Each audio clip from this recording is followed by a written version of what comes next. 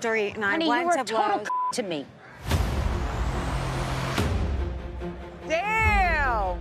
Yosh, give this woman the first chair, Andy. I never thought a day would come where Dorit, who's previously been criticized by viewers for often falling flat on the show, would carry an entire season of The Real Housewives of Beverly Hills. Well, alongside Kyle, as they are both navigating publicized strife in their marriages at the same time, while also escalating their own feud as they continue to fall out in the most intense fashion. But on season 14 of the show, Dorit's fury clearly knows no bounds. She's been unleashing scathing attacks on Kyle, basically calling her out for being controlling, for being fake, and for being phony without stepping her foot off the gas pedal. Not once. Someone said Dorit is really securing her place for another season on the show because not only is her storyline with PK really given the season one of its main arcs, but she's also just generally clocked in and calling all the girls out for their BS. And on the latest episode, she doubled down on calling Camille the C word and happily clarified that in actual fact, I called you the stupid C word. Ooh, mine. Strong language, Dorit. She also looked at Sutton across the table at Kyle's party, telling her that, hey lady,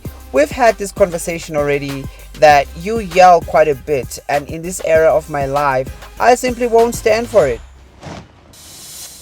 Remember how in episode 4 that she clocked Sutton on the bus back from their girls' stay away by Kathy Hilton and said, you won't be talking to me like that, Sutton. You won't little girl me any longer. Well, she affirmed the stance while handling both Sutton and Camille. Her unapologetic rage is peak drama this season, and we'll get into that soon, but for now, we need to talk about how Boz has come in, studied the dynamic in the group, and chose to take up an alliance with both Dorit and Erica Jane. We've talked about people jumping on the internet to speculate about Garcelle's restlessness around Bozoma and Dorit's nurturing a new connection. Some people are talking about how Garcelle's stubborn grudge with Dorit is blinding her from seeing that she's being excessively petty, to where she was whining about being excluded by Dorit and Bozoma at Kathy's beach dinner for the girls. Like, she went on to talk about it with Sutton and them that, hey, I think we all need to find a way to jump in and take our chance with Bozoma. Almost to say, are we really losing that girl to the RHOBH? But yes, Garcelle is being petty, and her swipes towards Dorit have gotten pettier and pettier with each episode. Like when she chimed in randomly to ask why would Dorit repost something Teddy's father posted when she claims not being close with Teddy. What? And at this dinner table, she chimed in once more to opine that everyone in the group has problems and how that does not give Dorit the license to lash out at everyone. My thing is, she's not giving that relationship any chance to go anywhere, and yes, it can get a little old, but I don't think she's threatened by Bozoma's alliance with Dorit such that she's panicking, as some people have begun framing it. What I do think is that Bozoma is not kissing anyone's behind and has decided for herself to align with the girls that she has chemistry with, and in this case, it's Dorit. Okay, it just is. It's been organic so far to me. And also, there are some weird undertones to the narrative that Garcelle is having sleepless nights about Dorit and Bozoma becoming friends because it will discredit her views on Dorit as an unconscious Karen. Ooh, that's where this whole thing goes left for me. But speaking of Garcelle and Dorit, did Garcelle recently insinuate that someone definitely knows about the home invasion at the Camsleys? Girl. Now, we already know what Garcelle Beauvais really thinks about that break-in. She has already publicly expressed a skepticism regarding the 2021 home invasion reported by her co-star Dorit Camsley. During the show's 13th season reunion, Garcelle questioned certain aspects of Dorit's account, particularly noting that Dorit retained a wedding ring after the incident and that the intruders left her phone by the gate upon her request. Garcelle remarked at the time, I believe you were robbed. I just thought there were a few things that were a little off. Dorit defended her account, explaining that the jewelry was not in its usual place due to recent travel and that she had pleaded with the intruders to leave her phone so she could contact her husband. Garcelle responded, that wouldn't normally happen, expressing doubt about the intruders' actions. In a more recent development from a sneak peek, Garcelle reflects on her past insinuations surrounding the robbery. Along with Sutton, they discuss the shifting dynamics within the group. Garcelle opens up about her previous comments questioning the legitimacy of the jewelry Dorit claimed was stolen during the frightening home invasion. The implication here is clear. Garcelle believes there may have been more to the crime than just a random act of violence, suggesting that someone might have known about the robbery in advance. Who's that someone, Garcelle? Some people are alleging that it's PK she's alluding to, allegedly, but of course she never explicitly mentions any names or makes any direct allegations. She never says that, but when she says she thinks Dorit was simply at the wrong place at the wrong time, we are left wondering who here would have prior knowledge of an alleged planned robbery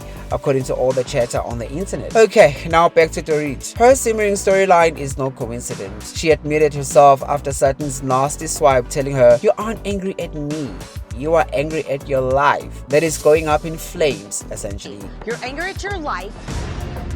But Dorit owned up to how the collapse of her marriage is taking its toll. After years of projecting the picture-perfect Beverly Hills lives, cracking are now showing, and Dorit is done playing nice. She's confronting everyone and anyone, with RHOBH and Sutton Struck taking the brunt of her rage. The once people-pleaser Dorit has been replaced by a woman who refuses to swallow her emotions, and for the audience, it's a breath of fresh, fiery air. For Dorit, the crack started to show long before season 14. The tension between her and PK has been simmering for years, and her emotional unraveling feels inevitable. And on episode 5, Dorit tells Sutton point blank that, well, yes, I'm not mad at you, I'm mad at my life. Happy now? It's a dagger of honesty that cuts through the superficial squabbles. Dorit's not lashing out for no reason. She's trying to survive while her marriage crumbles. And Kyle was quick to react in a confessional that finally she says it. And I think Kyle was simply happy that that statement is giving some kind of context to why Dorit has been keeping her foot on her neck this whole season. The gravity of Dorit's situation hits even harder in the sneak peek for episode 6, where Dorit reveals something shocking to Boz,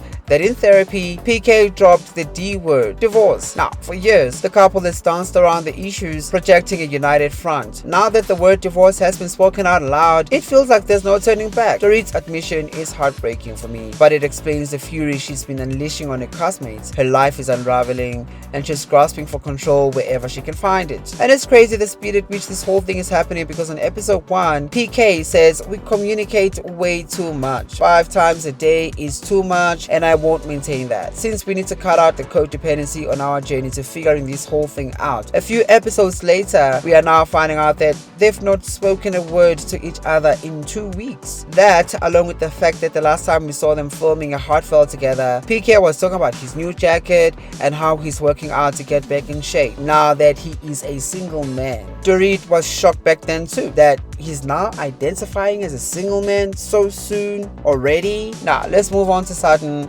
whom Dorit, Boz and Erica are calling out for being volatile, inconsistent and crafty. Sutton is no stranger to meltdowns, but this season her behavior has started rubbing that particular clique off the wrong way. They are saying while Sutton preaches about unity and sisterhood, her actions tell a different story. Dorit has had enough, and frankly, so has Erica Jane. During the Dorit and Sutton's episode 5 confrontation, Erica doesn't hold back, calling Sutton volatile.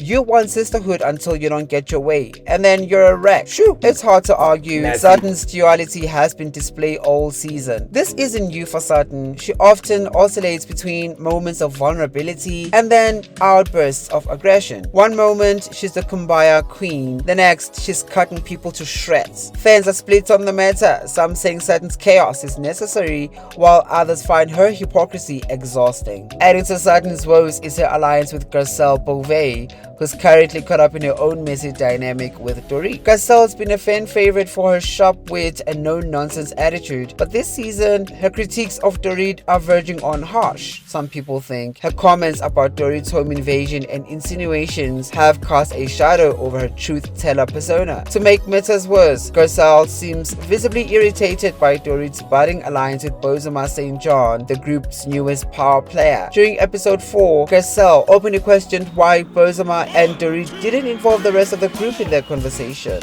Is Garcelle feeling left out, or is her frustration rooted in something deeper? Fans are starting to wonder whether her vendetta against Dorit is clouding her judgment. Comment down below, like and share this video, and subscribe to the channel. Bozoma St. John's entrance in this season has been nothing short of beautiful. The powerhouse executive, known for his stints at Uber, Apple and Netflix, has brought a glamorous, confident energy to the group that feels like a breath of fresh air. Her fashion alone, bold, colorful, unapologetic, has been a serve every single episode. Bozoma's willingness to step into the fire has made her an instant standout. She's firmly aligned herself with Dorit and Erica while holding her own against Sutton's shade. During Dorit and Sutton's blow up, Bozoma calls out Sutton for weaponizing Dorit's pain. I think for me that was the very first taste of what Boz will be bringing to this group. Now, moving on to RHOBH and her life after Mauricio.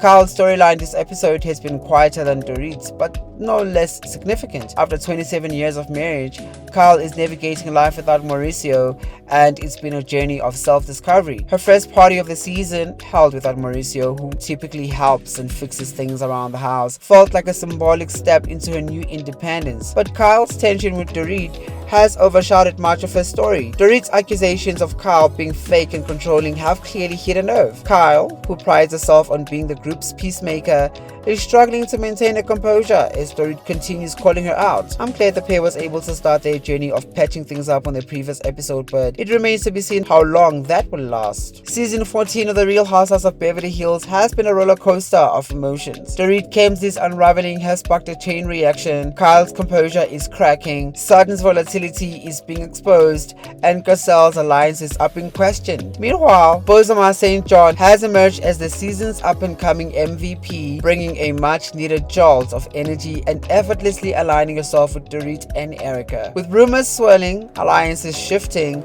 and tensions boiling over, one thing is clear: Beverly Hills has never been hotter. What do you think? I want to hear. Comment down below, like and share this video, and subscribe to the channel for more. Thank you for watching up until here. Until next time, ciao.